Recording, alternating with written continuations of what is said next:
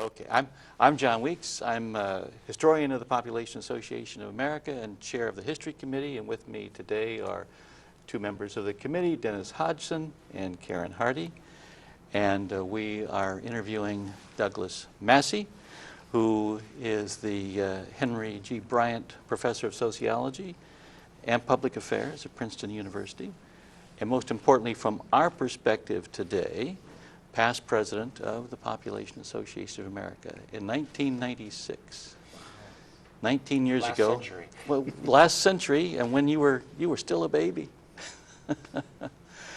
But we'd like to get a little bit of the sense of how you got into the field of demography, and then talk about some of the many important things that you've done in the field, and then also talk to you a bit about the association itself and kind of where you see demography heading in the future. Now, you were born in Washington, the state of Washington, grew up there, Yes. Went to Western Washington University. Yes.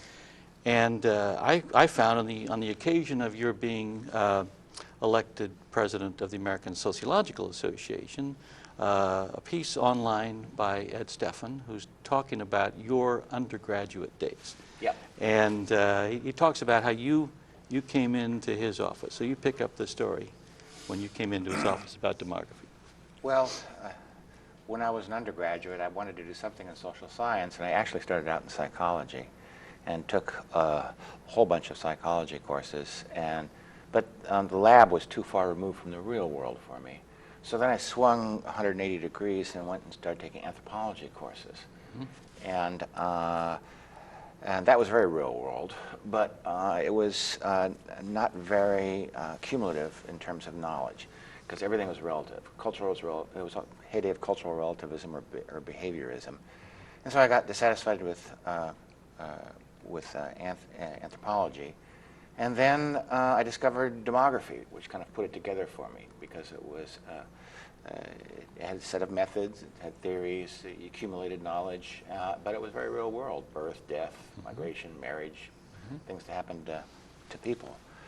And so I wanted to take a demography course, and I signed up for one. The local demography professor was a guy named Peter Mazur. But he got an NSF grant and then canceled his course. And so I asked who might be able to give me a reading course in demography. And I forget who told me, maybe Peter told me, well, Ed Stephan has had some demography, maybe he will do it. Okay. So I show up in his office, and this is 1973. I have long hair down to my shoulders, a red bandana around my head, Okay. Probably a plaid shirt, jeans. You know, it's Washington State. And I say, "Excuse me, Professor Stephan," and he looks up at me kind of brusquely. And I said, "I heard that you might be able to give me a reading course in demography. They canceled the one I wanted to take this semester." So he looks at me and says, "Read Bogue." And he looks down again, and I said, "What?" Bogue, Donald Bogue, Principles of Demography. Read it. When you've read it, come back and see me. And he looks back down again, just keeps writing. So I back out of the office, go check out Donald Bogue's Principles of Demography from the library, which is like 900 pages. Yeah, not something you assign to your students. And then the rest of it, for a month, I read Principles of Demography, and then I came back to Ed Stephan's office and knocked on the door, and he looked up at me and like he didn't really recognize me. And then I said, I wanted to take a reading course in demography, and he told me to read Bogue's Principles of Demography. So I've read that, now what do I do? And he looks at me and says, "Well, now you know more demography than I do." And that was it. But I hope you got 3 credits. I did. I just got no credit. You got it all. Well, but in truth, you probably didn't need credit, because you got a BA magna cum laude in 4 majors at the same time. How did you? The fact is, It's really only 3. Okay. Well, okay. Sociology, anthropology combined. But one of the things, anybody looking at your life and your CV has to ask, how did you do it all? How did you do it even then, to do all of that at the same time? I just followed my interests Okay. and took more courses than I had to, accumulated a lot of credits. I had a minor in chemistry, but they wouldn't let me have a minor because I had 3 majors. Oh, no. Okay. I was, for a while, I was toying with the idea of pre-med, but this was the 70s, and it was really cutthroat to go to medical school, and I didn't like the assholes that were in my classes. So I ended up going out of pre-med, although I like chemistry. But I just kept taking courses, and then I discovered demography and decided that I wanted to go to graduate school in demography, and so I stayed a few extra quarters, prolonging my undergraduate experience by about a year, and boned up on math and statistics, computer science, so I'd be ready to go to graduate school. Okay, so I remember from Ed Steffen's comment that you took another year, but it wasn't really like a gap year like kids in the UK take. It was really a No, year I on campus. actually remained an undergraduate through the end of the fall quarter of 1974. Officially, I graduated in December 1974. Okay. And then just to hang around, and I'd already applied to graduate schools by that point, just to hang around, I entered the graduate master's program in social science at Western Washington, and stayed for 2 more quarters, the winter and the spring, and took more courses. And I'd already started publishing by then, and so I'd already written. Were you at all influenced by what was going on, population bomb, and we begin our sort of focus on third world fertility control? No, that wasn't me. Wasn't I was always heterodox. When I got to Princeton, and I ended up studying segregation and migration, Ansley Cole didn't know what to do with me. He hated migration research. Oh, I didn't realize that. He always managed to be absent the last lecture of the term, when it was scheduled to give the migration lecture. He always passed it off. So Really? I got my migration lecture from James Trussell, a noted migration specialist. Yeah, Exactly. So and it lasted 45 minutes out of a 3-hour class. Oh, dear. So I was very heterodox. And Well, even Jane Mencken is quoted by Ed as saying, well, she didn't know much about what you were doing on your dissertation either, but she trusted you to be doing it. Yeah, I more or less was independent. I did it myself. And then my dissertation was on, it was the first nationwide study of Hispanic patterns of residential segregation using the 1970 census. That's how old I am. And it was a different world back then. Simply to do a study of segregation in 30 metropolitan areas, you had to order tapes, like 25 or 30 tapes from the Census Bureau, and then they would come in a big box, and then would go into the mainframe tape rack, and then you would go to the computer and read your cards in at 2 in the morning, and then wait for the operator to mount your tape, and then of course if you made one little mistake in your computer card, fatal error. You wouldn't find out till next morning. Right. So it was a long process just to get the data up to a point where I could calculate measures of segregation. And now you can you get a low-cost diskette from Geolytics with census tract information from 1970 to 2010, and you can have it in any system you want. The 1980 tract boundaries, the 1990 tract boundaries, the 2010 tract boundaries. They've done it all for you. So it's a different world now. But now, one of your majors as an undergraduate was Spanish. Had you come into contact with the migrant workers in Washington, or how did that come on your radar screen? Well, for whatever reason, when I was in 3rd grade, the 3rd grade teachers in my school decided we should learn Spanish. Okay. Now, it wasn't much, so it was like, me llamo Douglas, muchas gracias, that sort of thing. Okay. So I got exposed starting in the 3rd grade. And I grew up in Washington State, and on the West Coast, there were Mexicans around. Sure. And then in 7th grade, I started taking Spanish classes for real. So I took 7 through 12. Okay. and then I went to Spain between high school and college in one of those summer study programs. And then when I got to Western, I just kept taking Spanish classes so I wouldn't forget what I'd learned. I never really wanted to be a Romance language major. I never really wanted to do anything in Spanish literature, but I just took a course every quarter. And if you do that for 4 years, you end up with a major. So that proved to be one of the most useful skills I picked up in my life, learning to speak Spanish reasonably well at a young age. It gave me a foundation in Spanish that I was able to build on when I later got involved in studying migration from Mexico. Right. But it wasn't then the motivation to look at Hispanic segregation, which was your first. Partly. Oh, it was partly that. Okay. Because I was interested in Latinos, and they were just starting to make news. But the census didn't have that Hispanic category yet. They did it in 70. In 70. Spanish surname, right? Spanish No. surname. In 1970, the Census Bureau was sued to include the Hispanic origin identifier, and they lost in court. But it came too late to put it on the long form, and so they did it on a 5% sample. So that was the first time there was a Spanish origin question, and it was the 1970 census.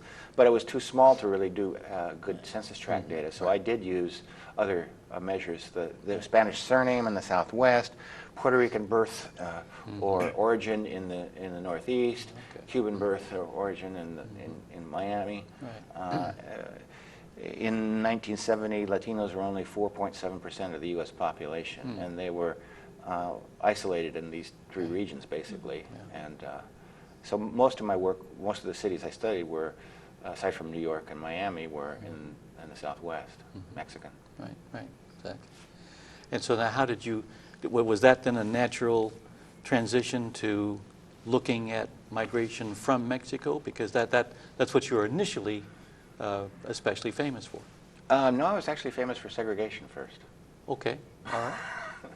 All right, we'll clear up the record. Actually, I don't know. Looking at your record looks like, I mean, looking I don't know at when your I got publications, famous. So. You got famous real early at the gate. My first book was on Mexican immigration, but I had already published a lot on segregation by then. So actually, I studied Hispanic segregation, and because for the sake of comparison, I compared patterns of Hispanic segregation to black segregation, and of course what stood out was the high levels of black segregation. So I got interested in that, and then wrote grant proposals to do systematic studies of black, white, and Asian segregation using the 1980 census, which was still coming on tapes in those days. And that became the line of work with Nancy Denton that led to American apartheid. And when I finished my PhD, I spent a year as a postdoc at Princeton, and then another year as a postdoc at Berkeley. And right after I finished my PhD, a friend of mine in sociology introduced me to an anthropologist who was just come back from a year of field work in Mexico, where he lived in this town in the state of Michoacan, where 3/4 of the households had somebody who migrated to the United States to earn money and invest in the town, invest in at home. And it was almost all circular migration back and forth. Exactly. And so my friend introduced me to him, and he showed me, he had a notebook, and each section of the notebook was a family, and each person in the household had his first and last U.S. trip and where they were and the wages and everything. And then for the household heads, he had a lot more detailed information. And it was all handwritten. And so I got a little money from Princeton, being one of the privileges of being in a place like Princeton. There's money lying around for things. And had it key punched. Also a word that dates me. Yes, exactly. And put it in machine readable form and began analyzing it. And we published 3 papers together. And this is Jorge Duran? No. This is a guy named Josh Reichert. Oh, okay. Before Jorge. Okay. And then, so I published 2 or 3 papers with Josh, and was convinced that if you blended anthropological and survey methods, like basically he did, and did it more systematically than he had done it as an anthropologist in the field, that you could produce some really good information on what had been a clandestine process, and that was very controversial, getting to be controversial, and nobody knew anything about it. Right.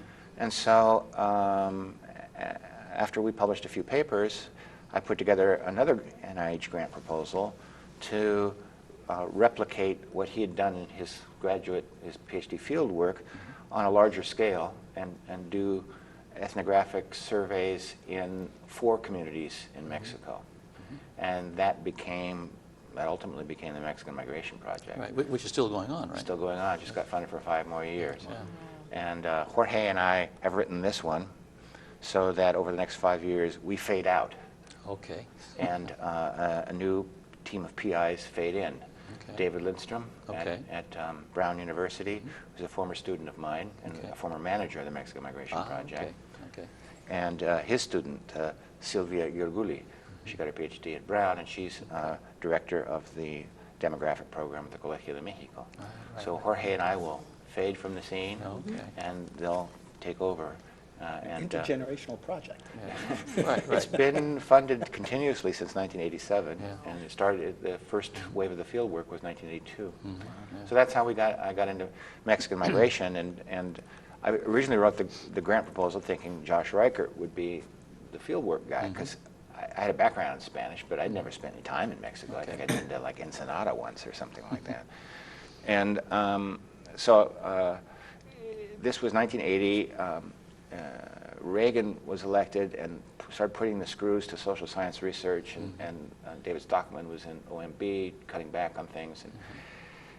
And I got a borderline priority score, and I didn't know whether I was going to be funded or not. Meanwhile, Josh didn't want to wait around for my priority score, so he went off and took a job somewhere.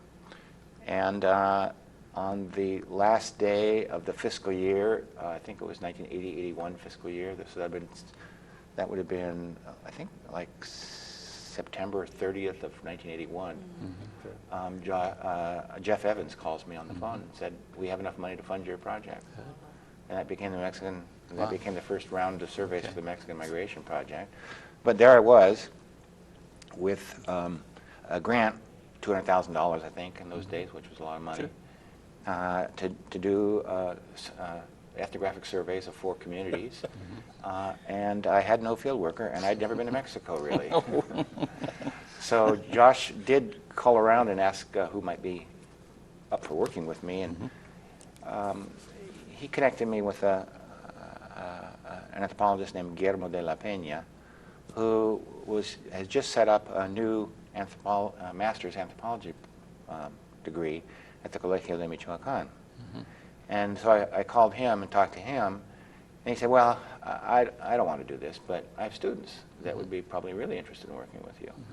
So in 1982, spring of 1982, April of 1982, I flew down to Mexico and went to the Colegio de Michoacán and met these students, Jorge Durand, Humberto González, and Rafael Alarcón, and arranged to put together a project.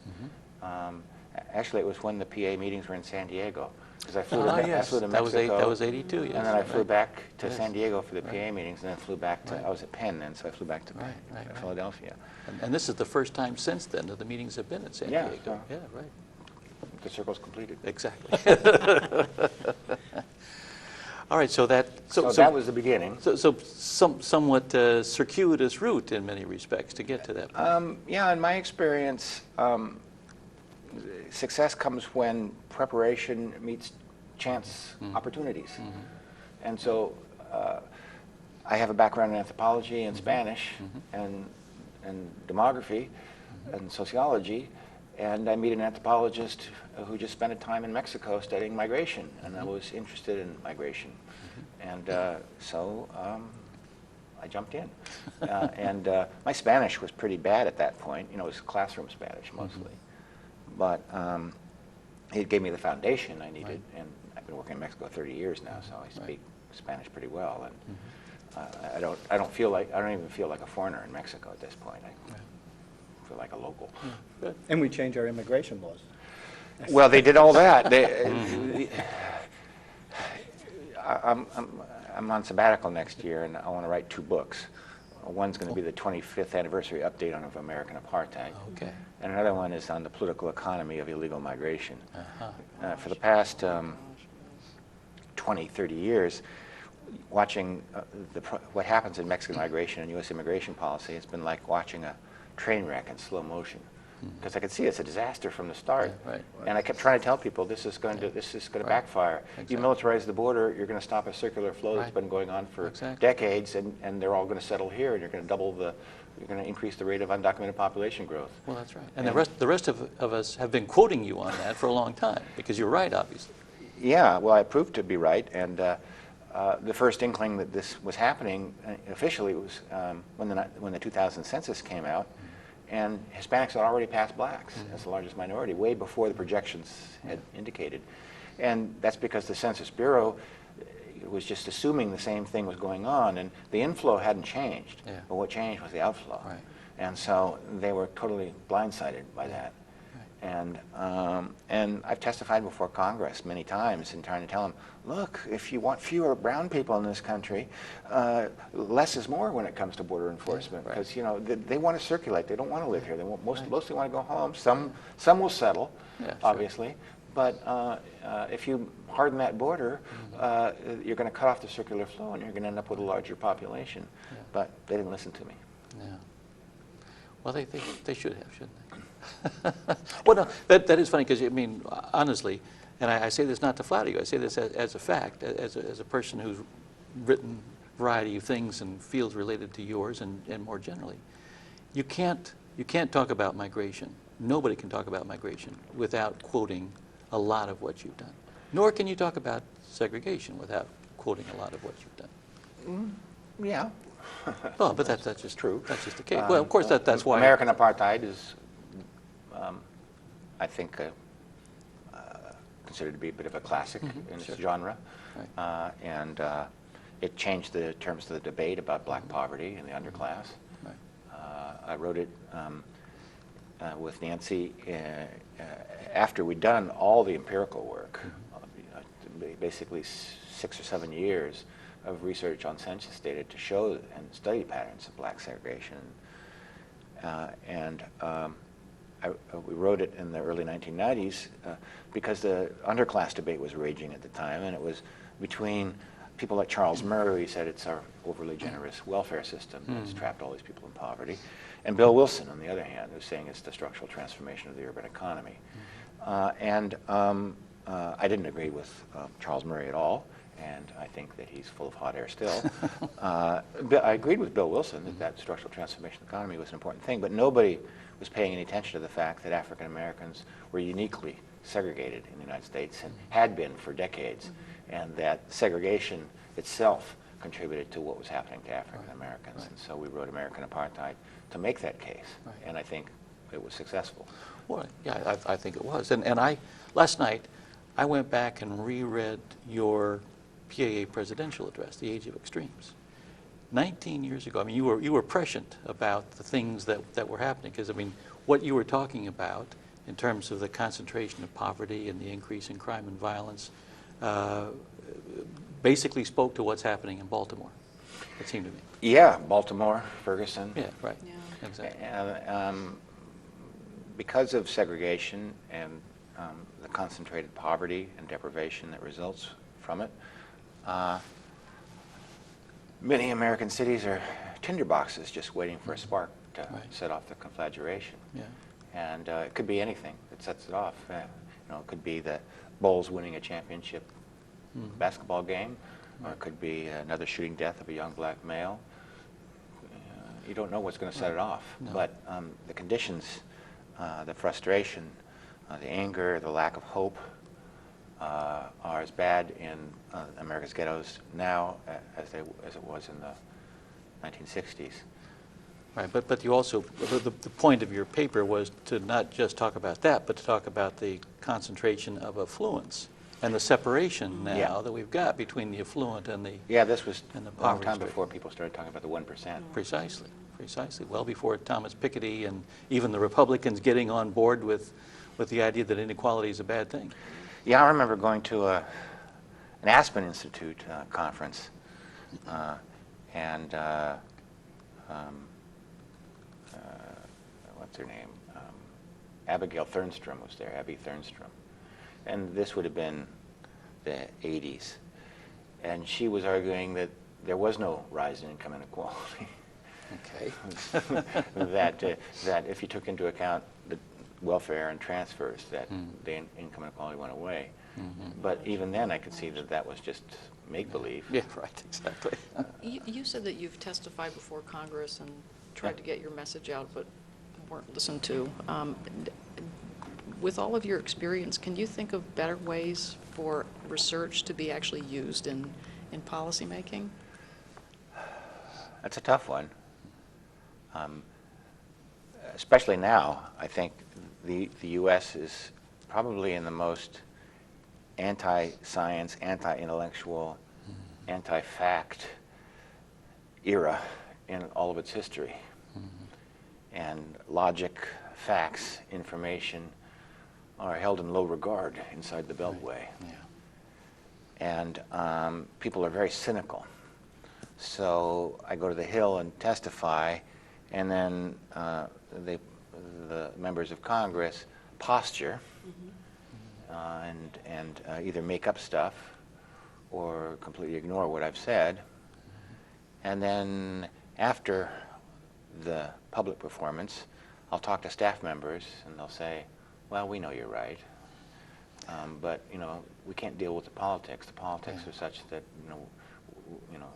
we can't admit these facts. How frustrating is that? And some people believe me. So when I testified before the House Judiciary Committee some time ago, Congresswoman Zoe Lofgren from San Francisco was the ranking. She was the chair. Democrats were in control. And before I made my presentation, she basically gave her speech for 5 minutes and basically said everything that I was going to say, basically saying that I was right, and she was articulating a line of political thinking and policy thinking that I was supporting. But then the ranking Republican, Congressman King, got up and basically ignored everything I said, and basically, in so many words, said, take your lying statistics and go home, because here's the truth. And basically made up stuff right off thin air about what was happening with Mexican immigration, despite all the data that I brought to bear on it. And the whole purpose of the Mexican Migration Project is to produce high-quality, reliable data on a subject that's very difficult to study using standard methods and make it publicly available to people. So the one fundamental principle of the Mexican Migration Project is that all the data are public, and they're put in the public domain as soon as we can get them cleaned and ready to go. And so this year, we just put up our 150th survey of communities in Mexico. Yes, I've used your data. Thank you very much. And we have, last time I checked, we had around 2,600 users around the world, including when people at Homeland Security want to really know what's going on. They use my data. But they don't like me at Homeland Security, so. No, because you have a different view of what they should be doing? Yeah, I testified before Congress once right after Michael Chertoff, who was Secretary of Homeland Security. And later, a Washington Post reporter told me that Chertoff later told him that they didn't like me because I had a bad attitude. Oh, a bad attitude. Okay. Well, I was proving, I think, that the massive increase in spending and border enforcement had no effect on the probability of apprehension. Right. And certainly no effect on the probability that anyone was coming to the United States or getting into the United States. And I put all these data up, so if they want to challenge me on that, they're free to do it, but nobody ever has. It's easier to say you have a bad attitude. Yeah, that's right. A bad attitude. Yeah. So when I retire, I think maybe I'll start a blog, and I'm going to call it Bad Attitude. The Bad Attitude blog. But thinking about policy now, one of the ways in which you ended that presidential address on the age of extremes was that you, at that Invited everybody moment, to the bar. Pardon? I invited everybody Well, to the bar. no, okay, right Just before before that. that. Just before that, you were saying that you weren't in a position at that point to suggest what policy ought to be, but that you needed to get the dialogue going. Now, 19 years later, do you have a sense of what those policies? Well, really ought to I understand a lot better now a lot of what was driving the rise in inequality. Mm-hmm. And it was the deregulation and financialization of the U.S. economy is a big driver.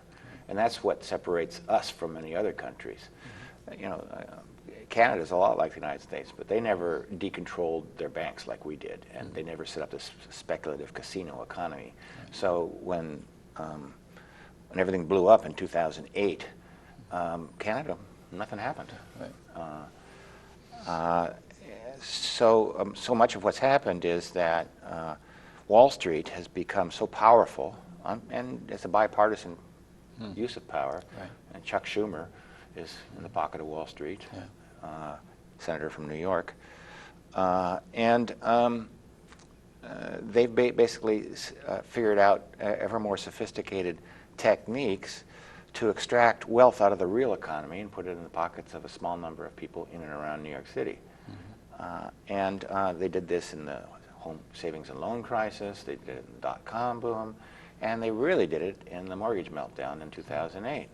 So, and then they got bailed out, billions. Yeah, right. And they were made whole and prosperous again. And meanwhile, all the people they victimized through predatory lending are underwater, in foreclosure, destitute. And it's basically because we have a oligarchy now where policy is made by the rich and for the rich. Right.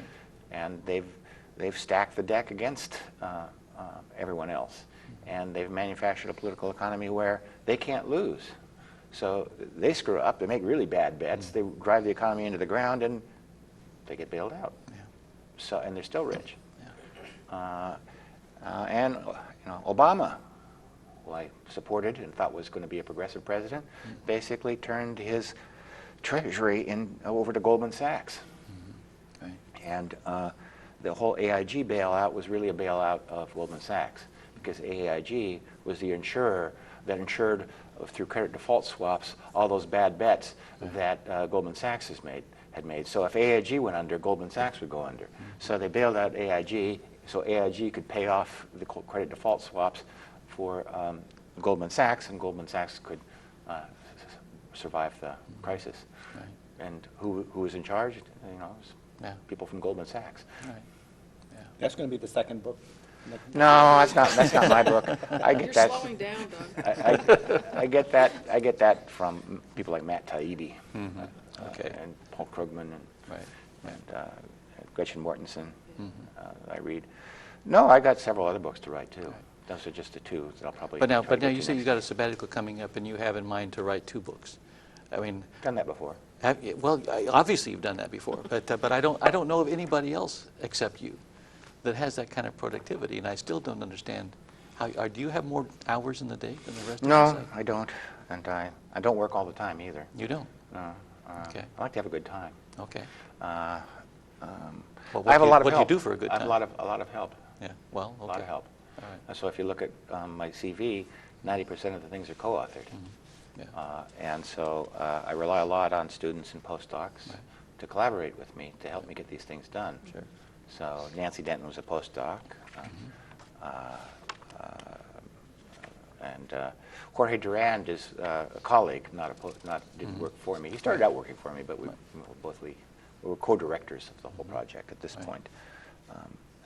But he gives me a lot of visibility in the Spanish-speaking world. So we publish jointly, and whenever we publish in Spanish, I write in English and he translates into Spanish. Oh, And okay. whenever we publish in English, he writes his parts in Spanish and I translate it into English. All right. And Okay.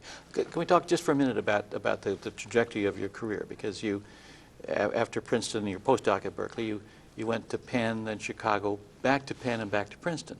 So you actually did complete the circle nicely there. Were there particular events that inspired you to do those things? all things in my personal life. I met my first wife as a graduate student at Princeton. I got my first job at Penn. She got her first job at University of Illinois at Chicago. And so after 7 years of a commuting relationship and marriage, I got a job at the University of Chicago. And then she decided she wasn't happy at the University of Illinois at Chicago. And so Penn offered 2 positions, so we went back to Penn. And I thought that would make her happy. It didn't make her happy. Oh, dear. And we ended up getting divorced. And then I was divorced and living in Philadelphia, still at Penn. And I wasn't looking to move anywhere. Princeton had let it be known that if I were interested, they would be interested. But I had a daughter who was growing up in Philly. Her mother had primary custody. But then I married a Princeton professor. And that tipped the scales, and I moved to Princeton. And Princeton's the only place I would have moved because I didn't have to give up anything with my daughter. It's so close to Philadelphia. Sure. But I kept my house in Philadelphia and my same visitation schedule. So from her point of view, nothing changed. Okay. But I did the commuting for a few years till she graduated from high school. Okay. And then I've been at Princeton ever since, and I'm still married to my wife. So. Okay. She's a professor of psychology. All right. All right. Very good. That was one of your majors, yes? Yeah, it's one of my majors. And yeah, I actually had read a paper by her father, Fisk and Campbell, multi-method, multi-site research. Okay. It's a classic in psychology. That's her father, Okay. my wife's father. All right. Very He was a good. professor at Chicago. Good. Now, thinking about you in your year as president of the PAA, I know it's 19 years ago. So, are there any things that stand out that you had to deal with that year, or that you remember in particular? We were having some turmoil in the office then. I think we didn't have a stable person. It was before we were transiting between moving from like relying on the American Statistical Association to our own office. Right. And we didn't have, it was before we hired Dudley, Stephanie Dudley. And we had an unstable person in the office. Right. And we were in the process of solving that problem. It got solved, I think they hired Stephanie after my term, but I remember grappling with some instability in the office. Right. And the person we had in the office at the time wasn't ideal. Yeah. I recall that. But Stephanie was a good... Stephanie was a good hire, choice. and she was around for like 15 or 20 years. I don't know, 15 years maybe. Yeah, well, yeah, she just retired. She just last retired, year. so Right. must have been about 15 Yeah, right. some odd years. Yeah. And now it's now the PA is much, I think, much more on a stable basis. It's got a better funding model. It's raised some money. It's got a bit of an endowment. So it's I think it's in good shape. Right. Yeah. But, and getting started while you were president, right? Well, I don't know if it got started. It was a real transition period for a while, Right. not just during my 1 year as president, but there was about a 5-year period where things are kind of unstable, and people were charting a way forward. Right. And thinking about the field more generally, it seems like meeting after meeting, we get more submissions to the meetings and more presentations. We keep trying to figure out how to squeeze more people into the meeting. So obviously, the field of demography is getting at least more popular. Do you see it going in one particular direction or another? Demography's expanded, and it's always been interdisciplinary, but it's really become interdisciplinary. And it's moved well beyond the kind of the original classic 3 fields of fertility, mortality, and migration. And it's a much bigger field now than when I was a graduate student. And I think there's a whole big area of expansion in biosocial processes.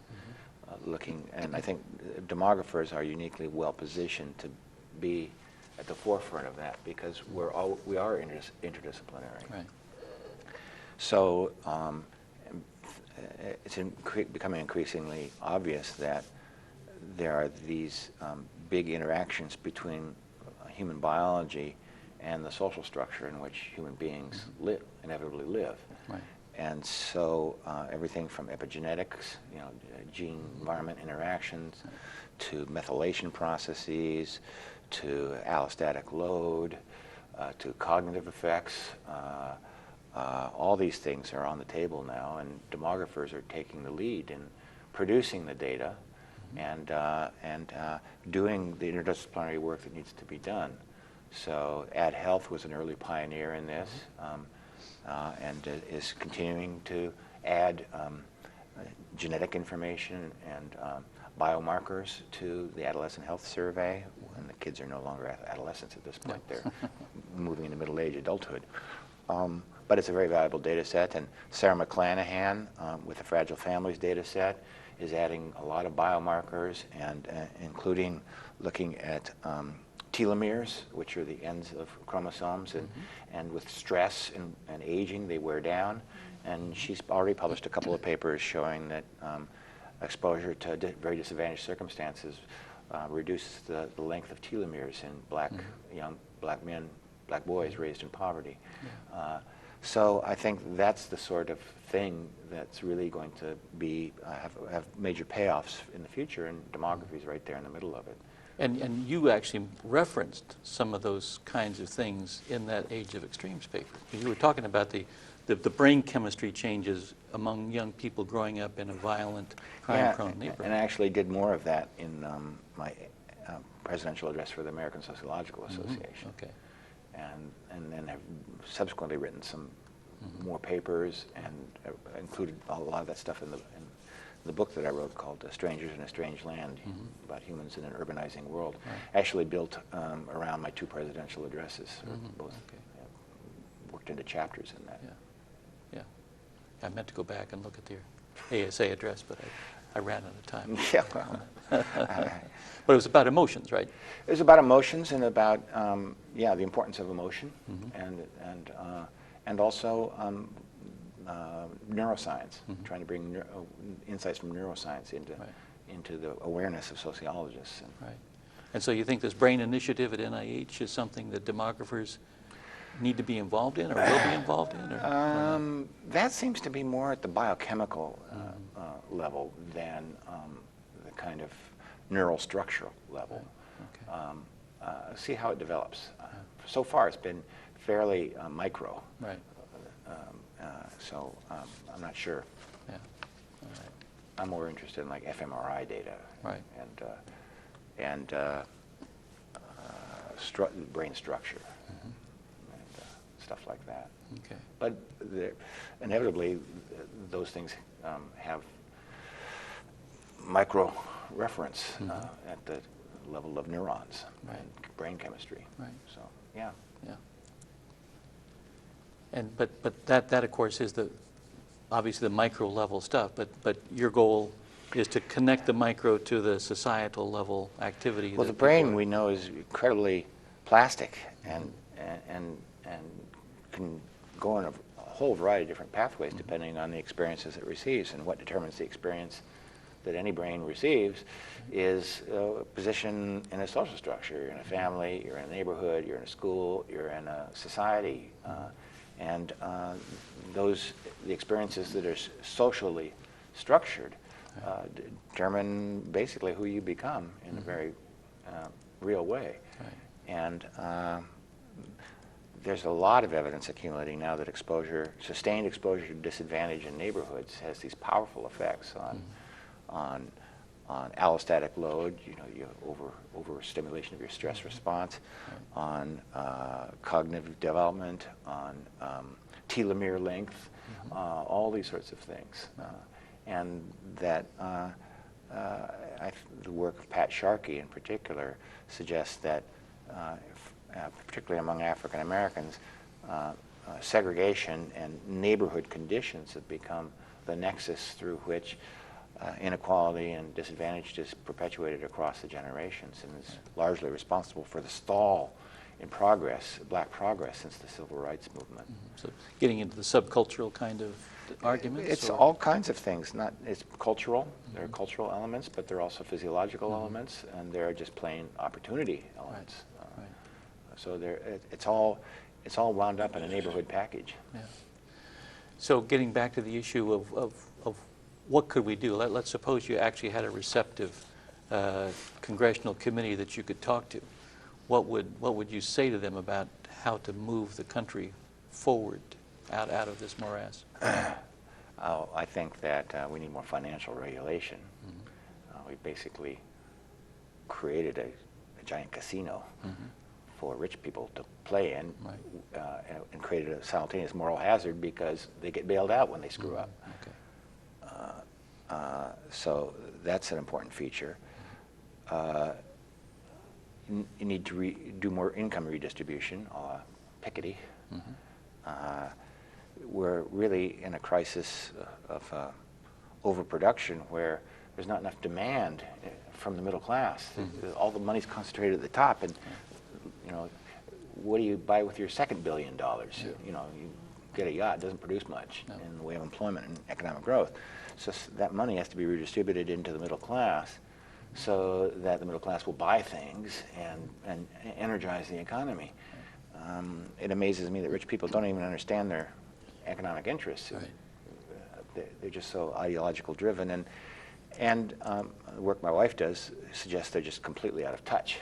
Really? And I think the work that I'm doing also suggests they're completely out of touch, because it's clear that if the more one is isolated among other affluent people, the more out of touch one gets. Right, so that spatial concentration you've been talking about for a long time is really working. Yeah, and there's evidence to show that that as the concentration of affluence in your neighborhood rises, the less people give to charities. Oh, is that right? Yeah. Interesting. And poor people actually give more to charity as a proportion of their income than rich people. And the more that rich people live in rich neighborhoods, the less they give. Just the sense of entitlement among really wealthy people drives me crazy. Yeah. I almost got myself thrown out of a plane once by taking somebody on. But you want to tell us that story? Or? No, not really. Okay. My wife's verbally, right? Not physically. Not physically. No, not physically. Okay. But just the sense of entitlement that gets me. And her work, she's a social psychologist, and she shows that people filter themselves upward. So nobody tells Donald Trump he's full of shit. Nobody tells him he's an idiot and he's got a bad comb over. Yeah, right. And he lives oblivious to all this because he never gets the criticisms. It's all filtered. Right. And maybe Jon Stewart, but that's about it. yeah, but he doesn't pay much attention to Jon No, Stewart. that's right. People that are around you giving you feedback constantly that governs your behavior. You don't get accurate feedback when you're rich and powerful. Yeah. It happens to all the presidents over the course of their term as well. Right. They surround themselves with people who are gatekeepers, and they don't get feedback. So now, as we wrap up here, can you tell us what advice you give to your PhD students or even undergraduates that you might be wanting to recruit into the PhD program and postdocs, people who are starting their career and thinking, what do I want my career in demography to be? Well, I tell them, don't think about your career. Okay. Think about the work you want to do, and follow your interests. And if you're doing work that energizes you, that you're passionate about, that you want to find the answers, do that. Because if you try to manage your career and your life and your research to please other people, it usually is self-defeating. If you don't like what you're doing, why you do it? Yeah. So academia is a great place. My first year as an assistant professor, this old professor at Penn, Digby Baltzell, took me aside and said, "Doug, if you're not born rich, the next best thing is being a tenured professor." And it's true, because I don't have a boss. Nobody tells me what to do. I do what I want to do. I follow my interests. And people pay me to do things I like to do and go places I want to go. So it's, I think Digby was right. Okay. So if you try to somehow manufacture a career beforehand, it probably won't work. I didn't sit around thinking, How am I going to build something called the Mexican Migration Project? Right. How am I going to write American Apartheid? Right. You know, those things just How am I emerged gonna go from one organically. school to another? I just took one step ahead each time and built up Right. to the point where I could do these things. Right. Okay. And all of it starting back there at Western Washington when somehow or another demography caught your eye. Yeah. It's all due to Don Bogue. Well, I think maybe I think I became a demographer in spite of Don Bogue, because of Don Bogue. That wasn't the best read of my entire, No. entire career. That's I later got to know Don Bogue, of sure, course. sure. Marta Tienda and I went to the University of Chicago in 1987 together, and she went as Don Bogue and Phil Hauser had rival centers at the University of yes. Chicago. I So, know that. Right. and then the Economists had a center grant. So there were 3 demographic centers in Chicago. And when Marta and I went there, we caucused with Bob Michael, who was running the economics one, and we decided we're going to merge them all into a single pop center because it didn't make any sense. Right. And so actually Marta closed down Don Bogue's shop and merged it. The title that remained was Phil Hauser's Right. Pop Study Center. But you know, it didn't make any sense No. to have rival pop centers Well, no. at the same institution. So we buried the ghosts. Right. So Don Bogue needed an editor in more than one sense of the word. Huh? I think so. Yeah. Okay. You guys have anything else that we should be asking? Maybe one sort of big general question. So in the context of being in demography all these years, and you've already told us some things about change in the field itself. So you notice that we've moved well beyond the fertility, mortality, migration. And do you see any challenges for demography? New areas that we ought to be going into that maybe we haven't yet? Or perhaps is there a loss of coherence in the context of a discipline that formerly had been sort of defined by a source of data, census and vital statistics, and a focus on these 3 demographic variables? Now we've gone well beyond that. Is there a possibility that we become too diffuse? I have a lot of faith in demographers to figure things out as they go along. And if you try to replicate the past, you don't get anywhere.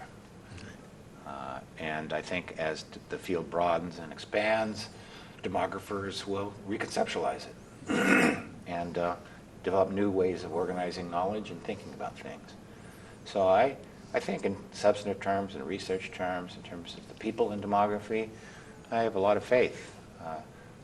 My biggest worry is that a lot of forward momentum in demographic research has been driven by funding from NIH. And I think NIH is really, really broken at this point. Really broken in terms of its peer review process, really broken in terms of its bureaucracy and administration, really broken in just so many fundamental ways that as a center director and as an R01 grant recipient, just immeasurable more amounts of time are now devoted to crap that don't have anything to do with the science. In the center, we have like 2 FTEs now just trying to keep in compliance with PubMed. You know, it doesn't accomplish anything, doesn't push the science forward, doesn't make it more accessible, nothing. And NIH's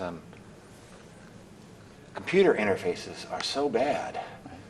We devote another FTE just to correcting mistakes from NIH itself.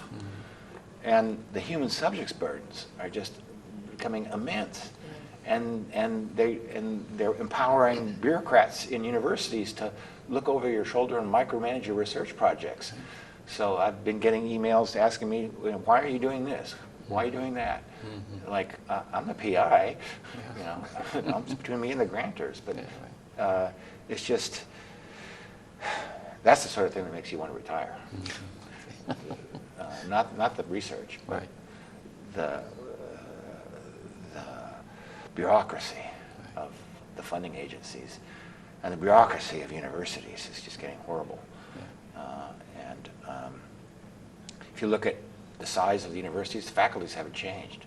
Look at the number of administrators earning 6-figure salaries. that's mushroomed. And they're just a thorn in my side. Can I ask you one more substantive question, then we're out of time? I meant to mention this earlier. When you were talking about what inspired you to get into demography, you were talking about theory. And there are a lot of people who complain that demography doesn't have theory. Now, when I read your stuff, I get a sense of theory. But what do you feel about demographic theory? Well, demographers historically have been quite close to the data. And the biggest theory that classical demography had was demographic transition, which is more of a generalized observation about how you went from high fertility mortality to low fertility mortality.